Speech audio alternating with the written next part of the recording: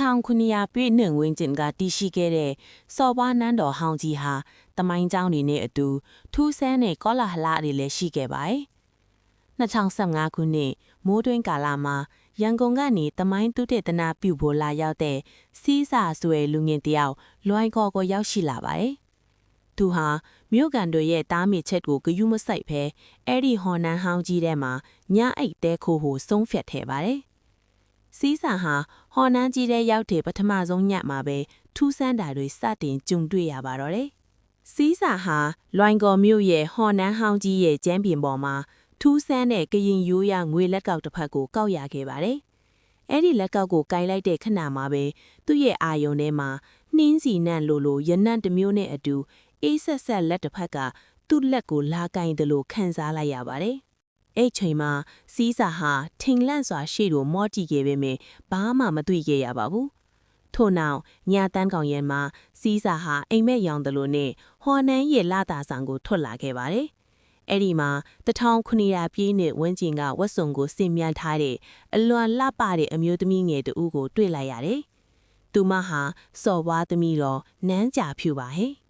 ထူးဆန်းတာကသူမဟာတရေတူလိုခြောက်လန့်နေတာမျိုးမဟုတ်ဘဲစီးစာကိုနှစ်ပေါင်းများစွာစောင့်မျှော်နေခဲ့တဲ့ချစ်သူတူလိုကျင်နာတဲ့မျက်လုံးတွေနဲ့ကြည်နေတာပါ။စီးစာရဲ့ရင်ထဲမှာလဲသူမကိုရင်းနှီးနေတယ်လို့ခံစားချက်မျိုးပြင်းပြင်းထန်ထန်ဖြစ်ပေါ်လာပါတယ်။စီးစာဟာနန်းကြာဖြူရဲ့အတိတ်ပုံရိပ်တွေကိုမြင်ရောက်လာပါတော့တယ်။1900ပြည့်နှစ်တုန်းကစီးစာဟာစော်ဘွားရဲ့တစ္ဆာရှိစစ်တီတော်တူထိခဲ့ပြီးနန်းကြာဖြူနဲ့ချစ်ကြိုက်ခဲ့ကြပါတယ်။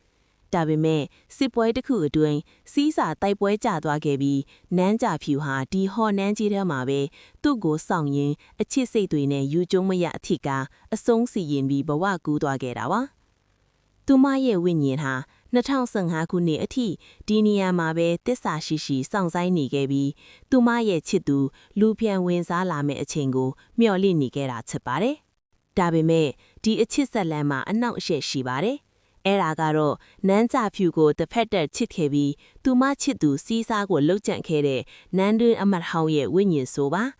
အဲ့ဒီဝိညာဉ်ဆိုဟာစီးစာကိုဟော်နန်းတဲကနေအရှင်ထွက်မထွက်နိုင်အောင်အမောင်ထုညစ်ပိတ်ဆို့ကြိုက်ခိုက်ပါတော့တယ်။စီးစာဟာဖျားတရားမမေ့သူဖြစ်ပြီးသူ့အဖိုးပေးခဲ့တော့အဆောင်လဲဆွဲကိုတတိရခဲ့ပါတယ်။ထို့နောက်စီးစာဟာအဆောင်လဲဆွဲကိုဖွင့်ကြည့်ကထာတစ်ခုကိုရွတ်ဖတ်လိုက်ပါတယ်။ထို့အခါဝိညာဉ်ဆိုးဟာမခံမရက်နိုင်နေချိန်ရှိရဲ့ချိန်မှာ